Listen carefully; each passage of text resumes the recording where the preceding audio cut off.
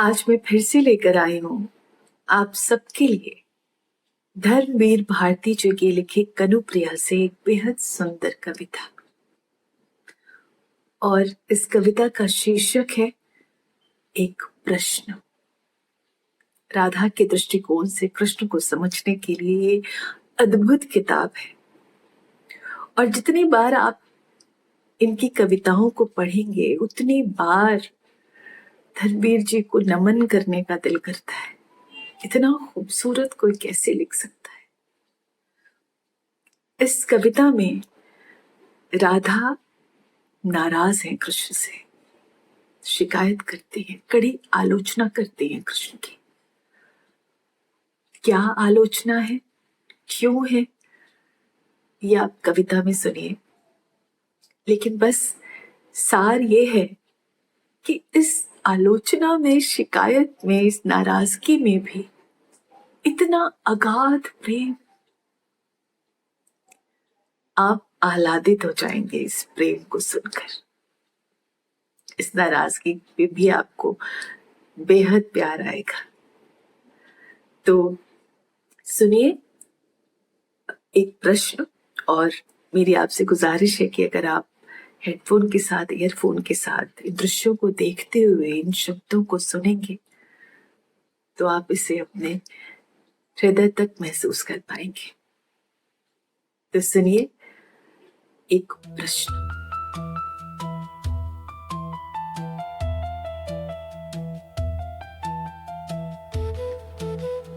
अच्छा मेरे महान कनु, मान लो कि क्षण भर को मैं ये स्वीकार लूं कि मेरे ये सारे तन्मयता के गहरे क्षण सिर्फ भावावेश थे, सुकोमल कल्पनाएं थी।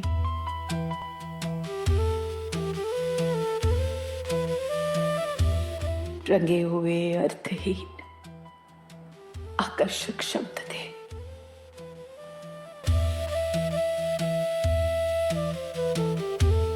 मान लो कि क्षण भर को मैं ये स्वीकार लूं कि पाप पुण्य, धर्माधर्म, न्याय दंड, क्षमाशील वाला तुम्हारा ये युद्ध सत्य है।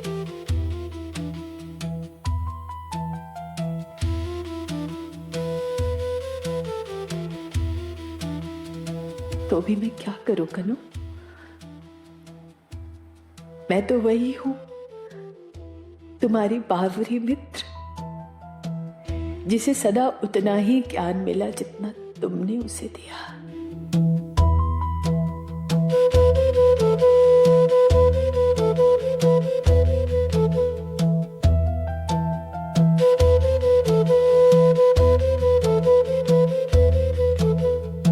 जितना तुमने मुझे दिया है अभी तक, उसे पूरा समेट कर भी आसपास जाने कितना है तुम्हारे इतिहास का, जिसका कुछ अर्थ मुझे समझ नहीं आता है।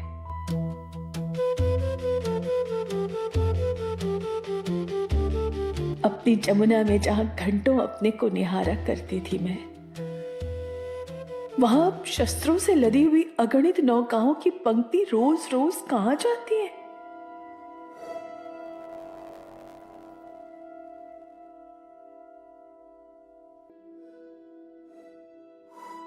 धारा में बह बह कर आते हुए टूटे रथ, जर्जर पताकाएं किसकी है?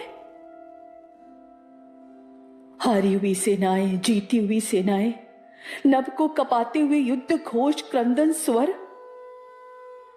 भागे हुए सैनिकों की सुनी हुई अकल्पनीय अमानुषिक घटनाएं युद्ध की, क्या क्या ये सब सार्थक है?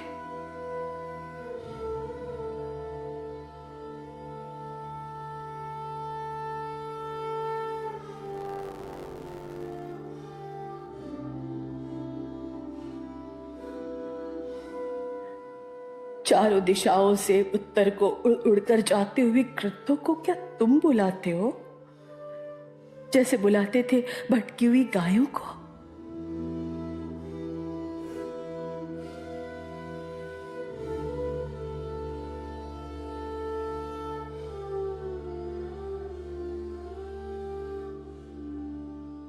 जितनी समझ तुमसे अब तक पाई हूं कनो, उतना बटोर कर भी कितना कुछ है जिसका कोई भी अर्थ मुझे समझ नहीं आता।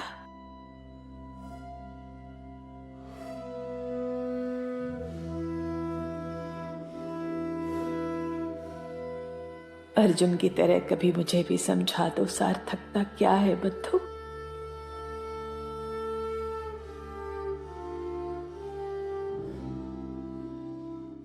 मान लो कि मेरी तन्मयता के गहरे क्षण रंगे हुए अर्थहीन आकर्षक शब्द थे, तो सार्थक फिर क्या है कनु?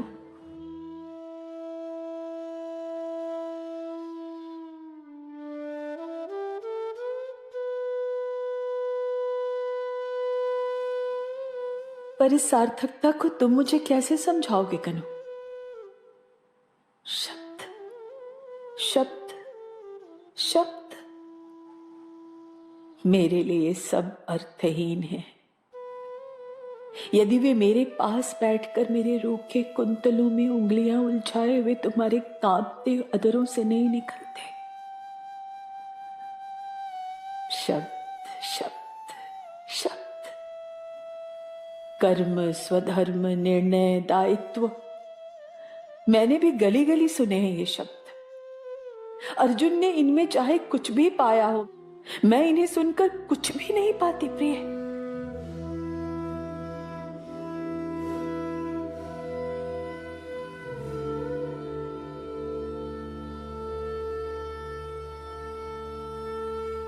सिर्फ राह में ठिठक कर तुम्हारे उन अधरों की कल्पना करती हूं जिनसे तुमने ये शब्द पहली बार कहे होंगे।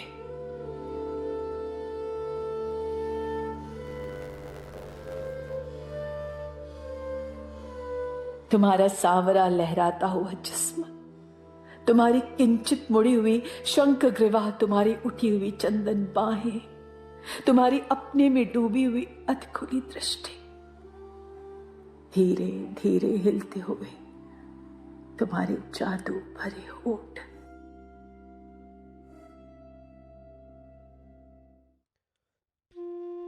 मैं कल्पना करती हूं कि अर्जुन की जगह मैं हूं और मेरे मन में मोह उत्पन्न हो गया है और मैं नहीं जानती कि युद्ध कौन सा है और मैं किसके पक्ष में हूं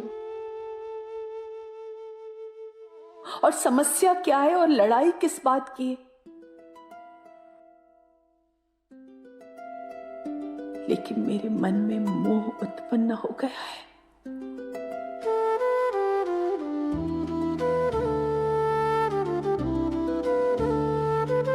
क्योंकि तुम्हारे द्वारा समझाया जाना मुझे बहुत अच्छा लगता है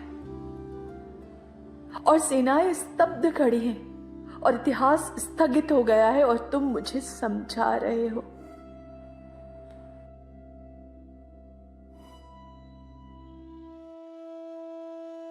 कर्म, स्वधर्म, निर्णय, दायित्व, शब्द शब्द शब्द, मेरे लिए नितांत अर्थहीन है। मैं इन सबके परे अपलक तुम्हें देख रही हूं, हर शब्द को अंजुरी बनाकर बूंद बूंद तुम्हें पी रही हूं।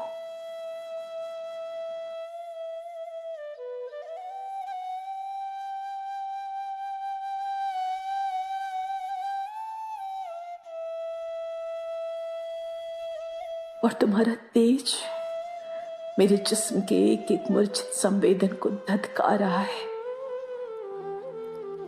और तुम्हारे जादू भरे होठों से रजनीगंधा के फूलों की तरह टप टप शब्द झर रहे हैं, एक के बाद एक।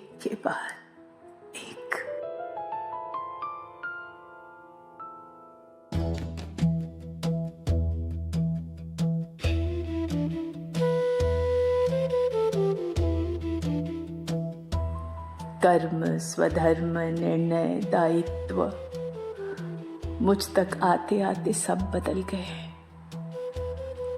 मुझे सुन पड़ता है केवल राधन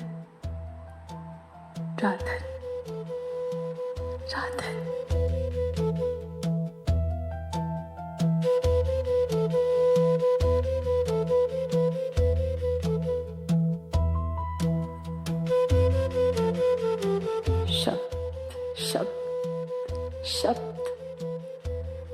तुम्हारे शब्द अगणित है कनु, संख्यातीत, पर उनका अर्थ मात्र एक है, मैं,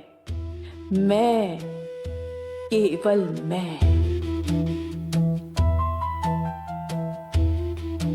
फिर उन शब्दों से मुझी को इतिहास कैसे समझाओगे कनु, कैसे समझाओगे?